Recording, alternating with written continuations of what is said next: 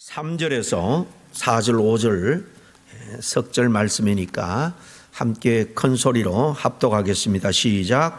다만 이뿐 아니라 우리가 환난 중에도 즐거워하나니 이런 환난 인내는 연단은 소망을 이루는 줄 알미로다. 소망이 우리를 부끄럽게 하지 아니하면 우리에게 주신 성령으로 말미암아 하나님의 사랑이 우리 마음에 부음바 됨이니. 아멘. 오늘 철로역정 순서를 따라서 이 크리스찬과 동행자 소망씨가 이 절망의 거인에게 붙들려서 절망의 감옥에서 고초를 당하는 이야기가 나오는데요. 그 말씀을 가지고 함께 오늘 귀한 주님의 음성을 듣기를 원합니다. 부흥의 은혜 가운데 잘 마쳤는데요. 부흥회는 우리가 1년에 뭐 결혼 기념일이나 뭐 이렇게 생일을 맞으면 온 가족들이 함께 나가서 좋은 식당에 가서 이렇게 귀한 음식을 먹잖아요. 특식을 먹는다라고 생각하면 됩니다. 그런데 우리 일상의 건강을 유지하는 것은 한 번 먹은 특식으로 되는 게 아니에요. 매일매일 집에서 소박하지만은 세 끼나 두 끼를 매일매일 잘 섭취해야 건강이 유지되는 것처럼 영적인 건강도 마찬가지입니다. 한번 은혜 받았으니까 그렇게 생각하시면 안 되고, 또 오늘 내가 영적으로 또 주일까지 받을 말씀은 뭔가, 영적 양식은 뭔가 기대하고 소망하면서 늘 사모하는 마음으로 신앙생활하는 여러분 될 수 있기를 바랍니다. 오늘 이 절망의 감옥에서 소망을 붙잡게 되는 크리스찬의 이야기인데요. 이 둘이 길을 잘 가다가 지루했는지 옆에 보니까 푸른 초원이 나오는 것입니다. 그래서 크리스찬이 오히려 지금 믿음의 길, 그 좁은 길, 순례길을 걸어가다가 소망에게 우리가 저 길로 한번 보니까 너무 평온해 보이고 좋아 보이는데 저 길로 가자고 유혹을 해서 함께 그 초원의 길로 들어섰다가 이 절망 그 거인이 다스리는 의심의 성으로 들어가게 됩니다. 그래서 결국 절망 거인에게 사로잡혀서 지하 감옥에 호되게 맞고 지하 감옥에 수감되고는 수일간 온갖 고초를 다 당하게 되는 이야기인데요. 그 거인은 여기서 너희는 절대로 이제 탈출할 수가 없다. 너희는 이제 실패자다. 너에게는 희망은 없다. 그렇게 고래고래 고함을 치는 장면이 나옵니다. 처럼 우리 현실에도 이런 절망의 순간이 누구에게나 찾아올 수가 있다는 거죠. 사탄이 우리 믿는 자들에게 자주 사용하는 강력한 무기 중에 하나가 우리 마음속에 절망의 씨앗을 뿌려놓는 겁니다. 사탄의 주된 목표가 뭘까요? 하나님을 대적하는 거예요. 보이지 않는 하나님과 직접 대적할 수 없으니까 하나님의 사람들을 미혹하고 대적하는 거예요. 그래서 영적으로 무기력하게 하는 거죠.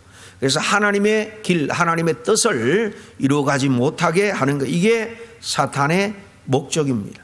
더 나아가서 사탄은 절망을 통해서 하나님께서 이제 더 이상 너와 함께 할 수도 없고 도와주실 수도 없다라고 믿게 함으로써 하나님의 백성들을 하나님을 믿는 신앙의 그 관계를 단절시키려고 하는 것, 이게 사단이 늘 추구하는 바입니다.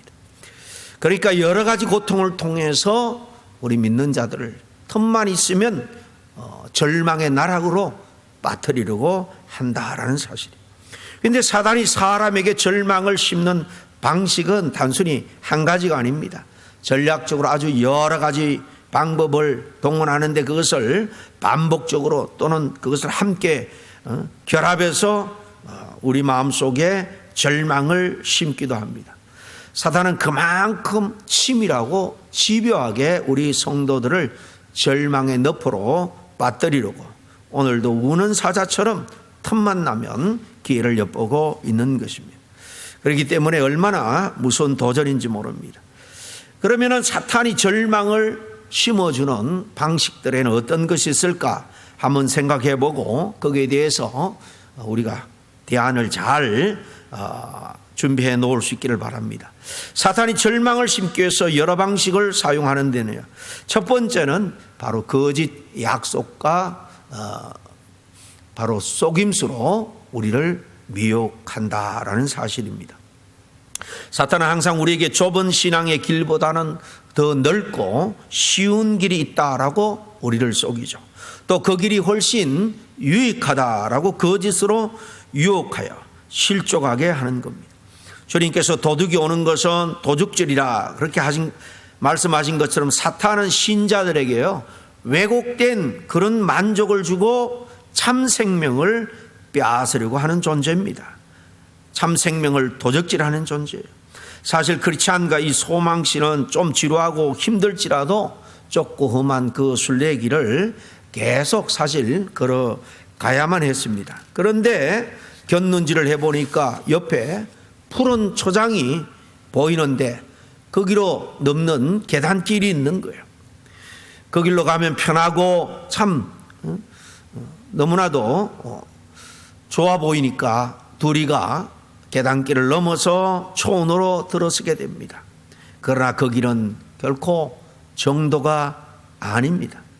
지름길처럼 보이는 것을 우리가 조심해야 되는데요, 바로 지름길처럼 보이니까 우리가 천국을 더 빨리 갈 수 있겠다, 쉽게 갈 수 있겠다 생각했지만 결국 절망의 거인의 영지인 의심의 성으로 이어져 있었던 겁니다. 그래서 사탄이 성도가 신앙생활을 하면서 더 쉽고 편한 길이 있지 않을까 하는 그런 안일함을 우리가 갖게 되는데, 이런 안일함을 이용해서 속임으로 유혹한다는 것을 우리가 알아야 됩니다.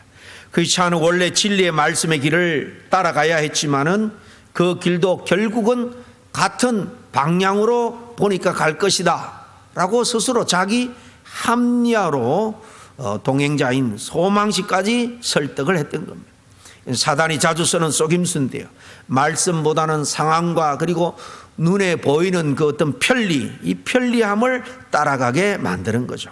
그러나 그 결국은 크리스찬처럼 절망입니다. 사탄이 절망을 심기 위해서 두 번째로는 하나님의 약속을 잊어버리게 한다는 겁니다.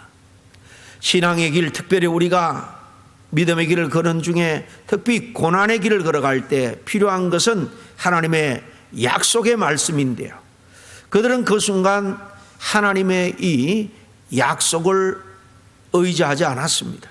그래서 눈에 보이는 것에 미혹돼서 결국은 이렇게 절망의 거인에게 붙잡혀 가전 고통을 다 당하게 된 거죠. 우리가 살아가면서 하나님의 약속을 잊게 하는 원인들이 뭐겠습니까? 마가복음 4장 19절에 보면은 그 씨 뿌리는 비유 중에 이런 말씀이 나옵니다.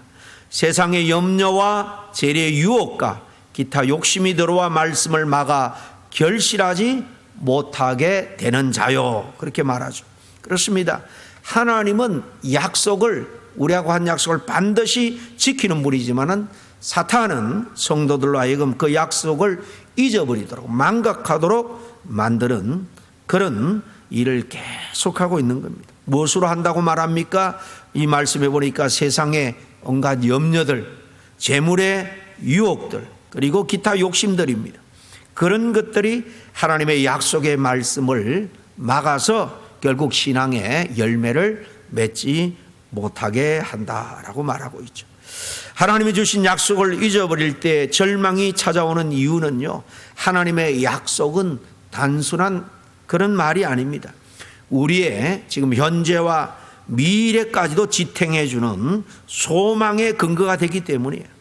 히브리서 6장 19절에 보면 우리가 이 소망을 가지고 있는 것은 영원의 닷과 같으니 그랬습니다. 우리가 이 소망, 무슨 소망입니까? 하나님의 약속을 따라 믿는 자에게 주시는 구원, 영생, 하나님의 나라에 대한 이 약속, 그 약속을 통해서 우리는 영원한 소망, 이 땅을 넘어 우리는 영원한 소망을 품고 있죠.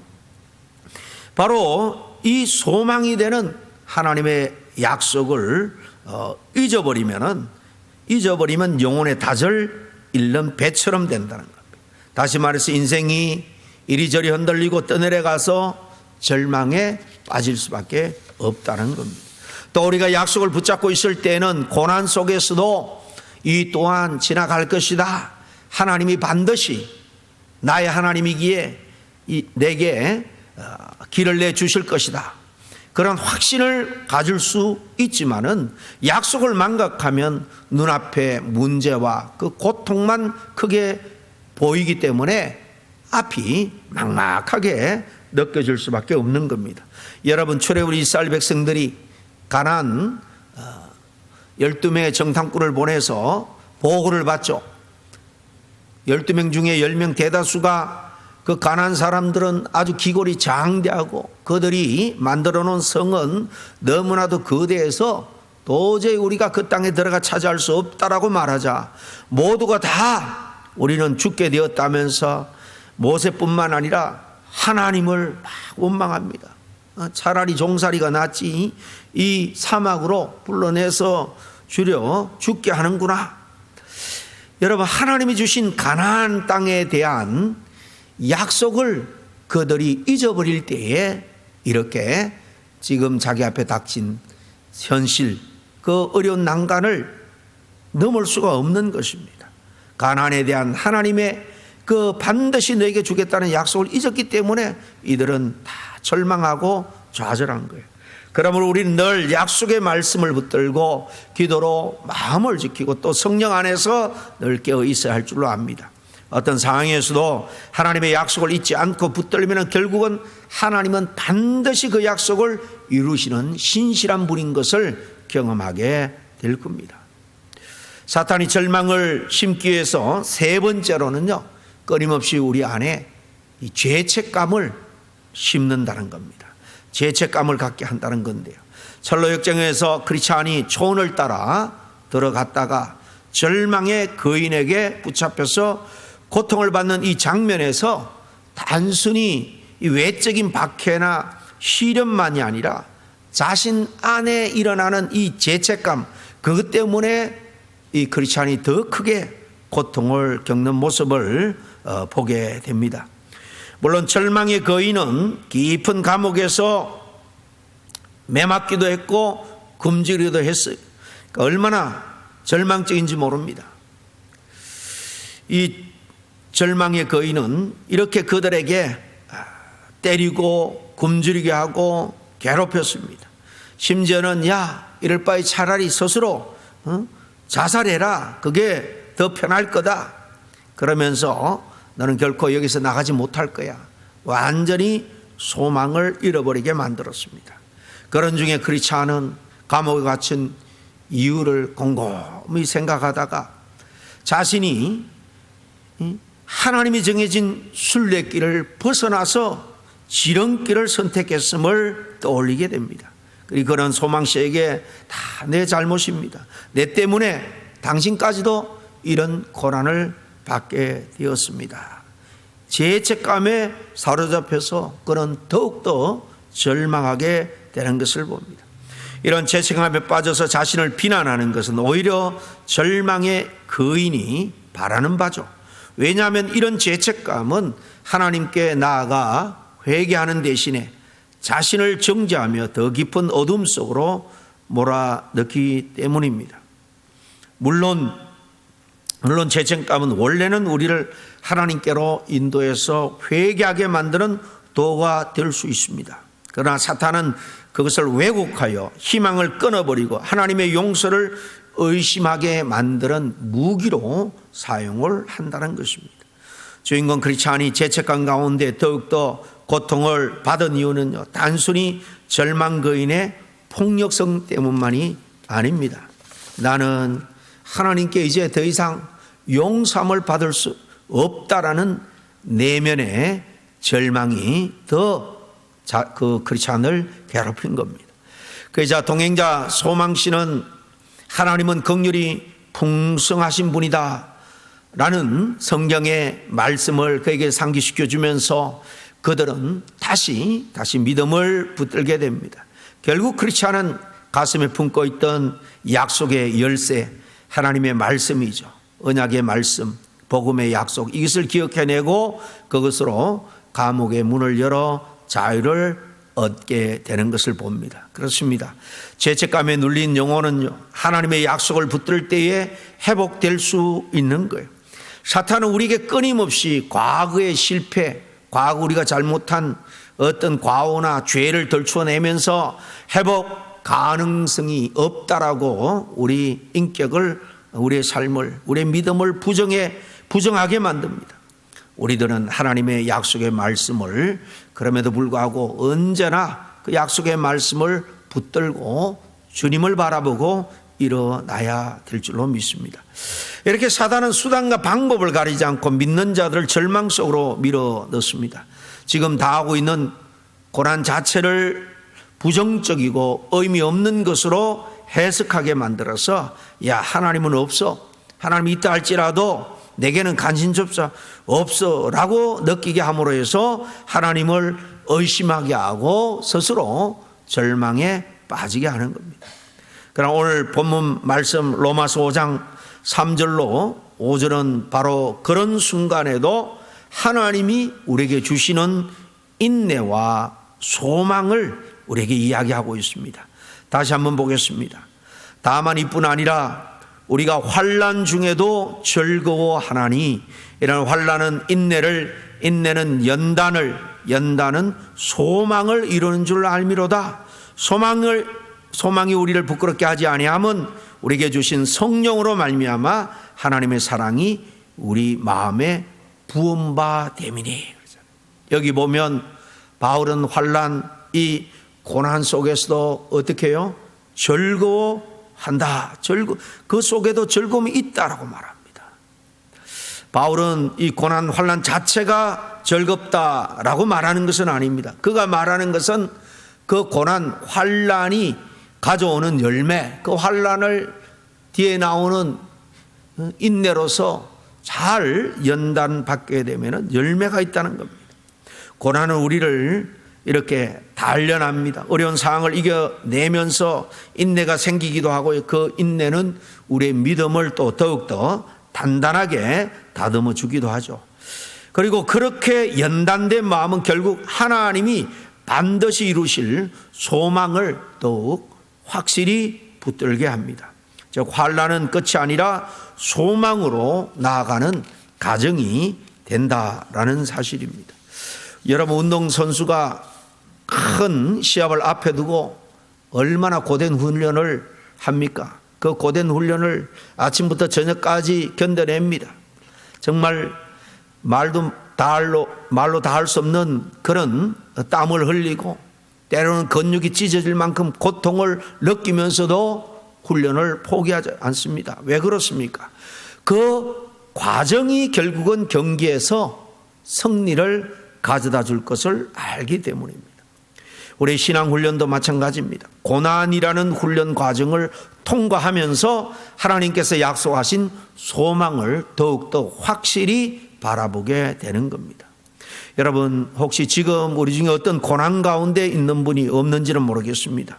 그 고난을 단순히 불행으로만 보지 마시고 하나님이 인내와 성숙을 빚으시는 과정으로 받아들일 수 있기를 바랍니다. 그리고 잊지 마시길 바랍니다. 우리의 소망은 절대로 헛되지 않다는 거예요. 왜냐하면 오늘 뒤에 말씀에 하나님의 사랑이 이미 성령을 통해서 우리 마음에 부어졌기 때문입니다. 그 사랑, 그 하나님의 사랑, 죽음도 사탄도 그 어떤 것도 끊을 수 없는 그 사랑이야말로 우리가 흔들리지 않고 소망을 붙들 수 있는 가장 확실한 근거인 것입니다.